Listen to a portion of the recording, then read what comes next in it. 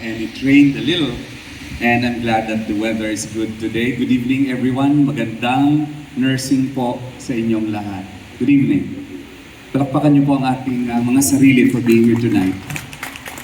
Of course, to the members of the Board of Nursing, ang aming pong pagpapasalamat sa inyong pagpapaunlak sa aming imbitasyon. Dr. LCT, kay Dr.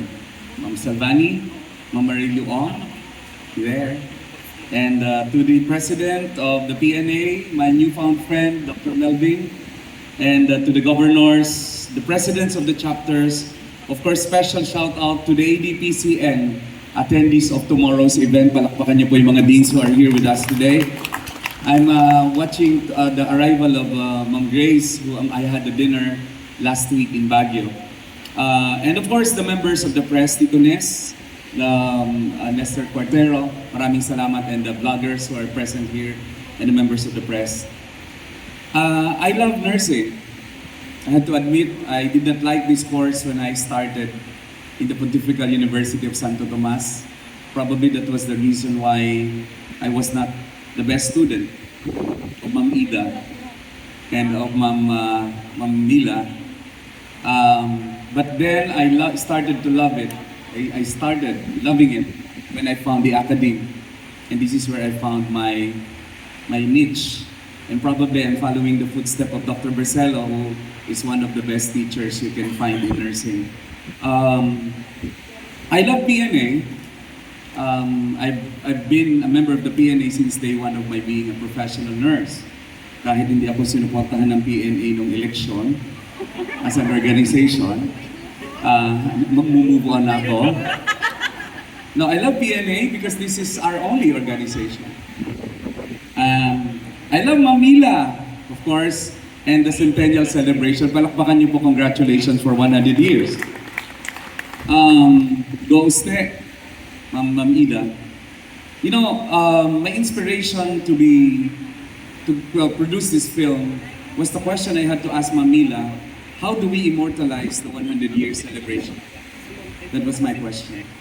And then she narrated to me several events and several projects. And I said, you know, in 2007, I produced a film because of the 2006 problem we had. And I thought that the public will have to be, you know, swayed into being interested in nursing other than the leakage issue we were then talking about. And it was the reason why in 2007, an all-star studded cast of NARS was produced. Coco Martin then was not a big star yet. In fact, Coco Martin was just a co-starring in that role. It was Jeneline Mercado, Jody Santa Maria, Agot Isidro, among others. We had the likes of many other actors and actresses in that film. Jay Manalo, and so on, and many, many more. I produced that film because I thought I could help make the public see beyond what they were talking about, which was the leakage at the time.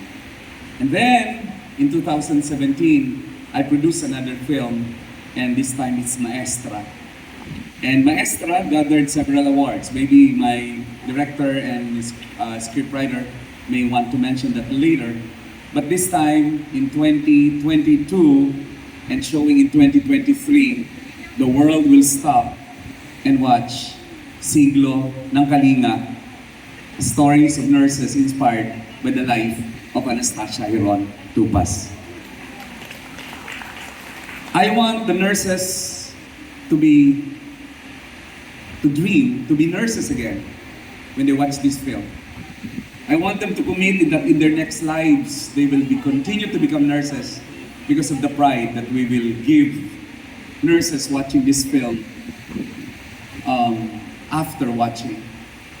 I want us all to watch this movie with the commitment that we will be nurses again in our next lives because it will give us so much pride, and so much honor to become nurses.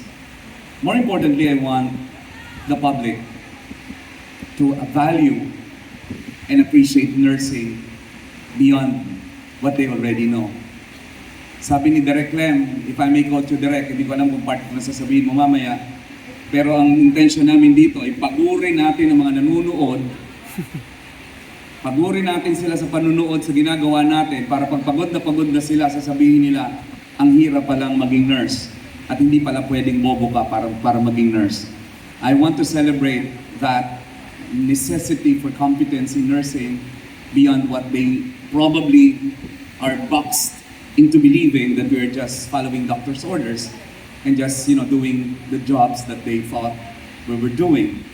I want the public to get higher level of appreciation of this profession, of these heroic acts we do every day, especially in this time and age that we are in the middle of the pandemic. Palakpakan po natin ang ating mga nurses.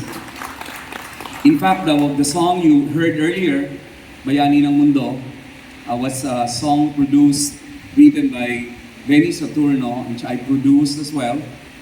I had that song created and I produced that music at the peak of the pandemic. I think it was, I forgot the date, Jack, anong month natin pinuduce to?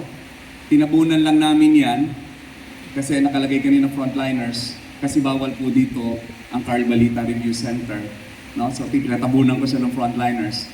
And I'm very proud of what I have done because that was when many doctors and nurses were dying. And Monique, by the way, is a product of a singing contest that I launched during the peak of the pandemic as well, a virtual singing contest where I invited doctors, nurses, midwives, medtech. By the way, Monique is not a nurse. Monique is a medical technologist. Monique, tama ba ako? Monique is a medical technologist, nevertheless, a professional. Palakpakan natin, Monique. She will sing some songs later. I would like to tell you that the film is not going to be a historical film. It's not a historical film, but it will tell some stories of our history. In fact, you are all invited to be part of the film. Because, I can afford to producing films with big stars like Coco Martin and Jody Santa Maria, but I thought that I want to make a statement that nurses are not only good in the bedside, nurses are not only intelligent people, but nurses are creative people. That's why I want to put the spotlight on the best actors and actresses amongst us. And that's why we decided, this is very challenging, but we decided to make this film an all nurses cast. And I think you like it. Ibig sabihin, yung may mga pangarap po dito mag-artista, may pagkakataon na po kayo. In fact, we're already looking at some personalities that would probably resemble the look of Anastasia Rontupas in her final years.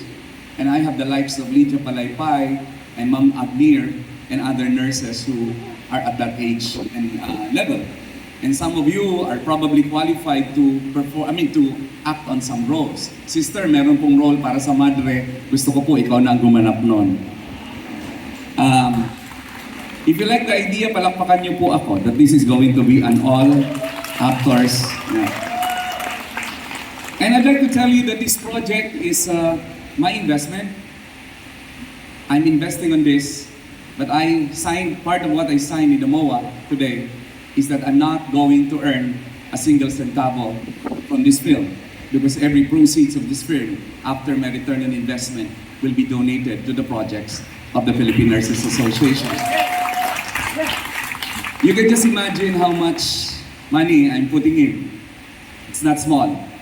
It's not cheap. I'll tell you, I don't know if my wife knows, but yeah.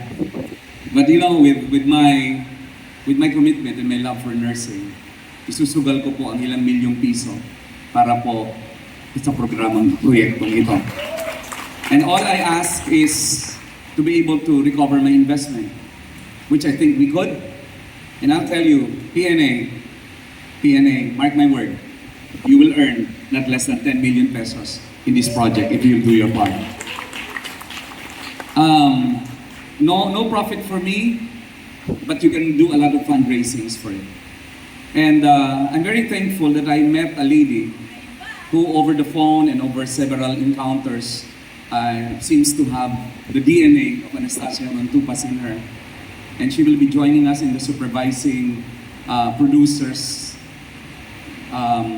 circle, which I'd like to mention again. Probably some of you were not listening earlier, but I'd like to tell you that one of the requirements I have the PNA is that they will give me supervising producers so that they can put, some perspectives of nursing, perspectives of our advocacy, perspectives of our clinical excellence, etc. Because there are many scenes that will happen inside ICUs, inside community settings and hospitals and so on.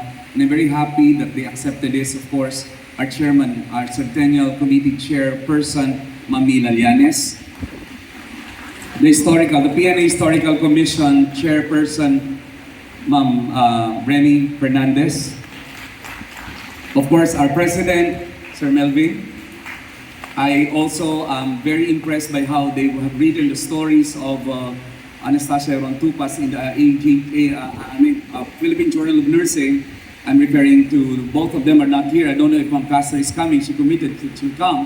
Ma'am Castor Palaganas and Ma'am ARB, Ma'am Annabel Borromeo. And they will all be joining us, not on the creative side because our team will know it better.